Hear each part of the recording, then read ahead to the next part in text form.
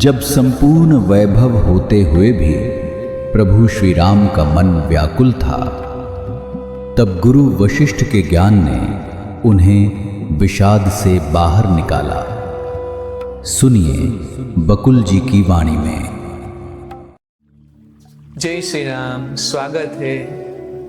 तो कल हमने देखा कि स्वकर्म के भी 3 आधार हैं और आज के मणिके में गुरु वशिष्ठ प्रभु श्री राम को क्या बतलाते हैं। आज 25 जनवरी है। आज का श्लोक क्या है? इमां मोक्ष कथां श्रुत्वा सह सर्वैर्विवेकिभिः परम यास्यसि निर्दुःखम् नाशो यत्र न विद्यते। अर्थ है, यह वर्णन मोक्ष की प्राप्ति के विषय में है। यहाँ उपस्थित तथा एकत्र अन्य बुद्धिमान साधकों के साथ सुनने से तुम्हें यह अनुभूति होगी कि सर्वोच्च सत्ता अर्थात परमात्मा वही होता है जहां न दुख होता है और न विनाश ही। वशिष्ठ जी कहते हैं, जिस ब्रह्मांडीय व्यवस्था को लोग भाग्य, देव या नियति कहते हैं, वह हर कर्म के लिए उचित फल की ही निश्चायक है। यह इस सिद्धांत पर आधारित है कि ब्रह्म सर्वव्यापक और सर्वशक्तिमान ज्ञान राशि है। अब अपनी इंद्रियों और मन को संयत करो, अपने को शांत और एकाग्र करके जो मैं कह रहा हूं वह ध्यान से सुनो। फिर से श्लोक। यह वर्णन मोक्ष की प्राप्ति के विषय में है।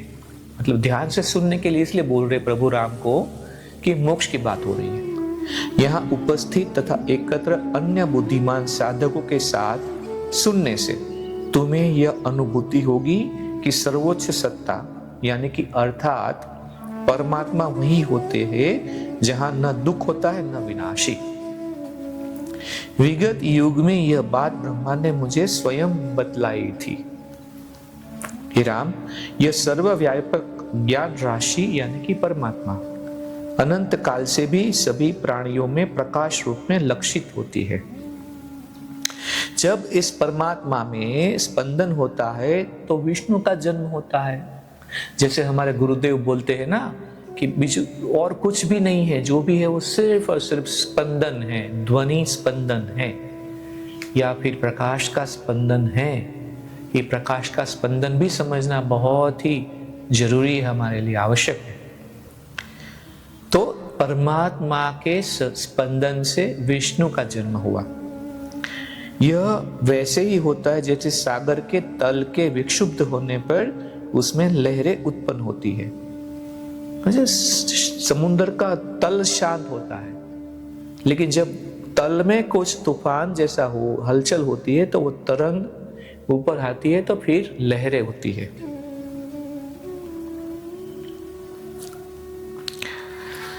उस विष्णु से ब्रह्मा का जन्म होता है। फिर विष्णु से सृष्टिकर्ता ब्रह्मा का जन्म हुआ। देखो कितना अद्भुत है। ब्रह्मा रचयिता है। ब्रह्मा इस ब्रह्मांड में असंख्य सजीव और निर्जीव, चेतन और अचेतन जीवों की सृष्टि करता है। इस प्रकार वह ठीक वैसा ही रूप धारण कर लेता है जैसा उसका रूप प्रलय से पूर्व था। ब्रह्मा ने देखा कि इस ब्रह्मांड के सभी प्राणी रोग और मृत्यु के अधीन हैं, दुख और कष्ट उठा रहे हैं। यह देखकर उसके मन में, दिल में, हृदय में करुणा जगी और वह ऐसा मार्ग खोजने लगा जिससे प्राणी संसार के दुख और कष्ट से बच सके। फिर उसने तीर्थों की स्थापना की जो तप, दान, सत्य और सदाचार जैसे उत्तम गुणों के केंद्र बने।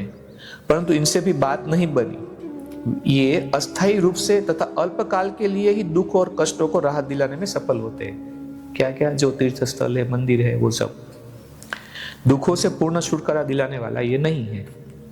फिर ब्रह्मा ने सोच विचार कर मुझे रचा, मुझे अपने पास बुलाया और मेरे हृदय में पड़े अज्ञान के पर्दे को हटाया। वशिष्ठ जी कह रहे हैं, फलतः मुझे अपनी गलत पहचान और गलत स्वभाव से मुक्ति मिली। मेरी स्थिति दयनीय थी। मैंने अपने पिता ब्रह्मा से प्रार्थना की कि मुझे दुखों से बाहर निकालने का रास्ता दिखलाए।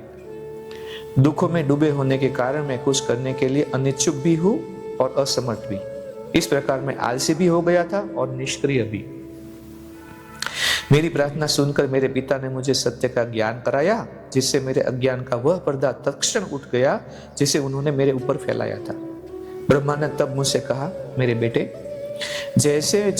मैंने जिस ज्ञान को आवरण में रखा था उसे मैंने तुम पर उद्देश्य से प्रकट किया है। उसकी महत्ता का अनुभव तुम करो।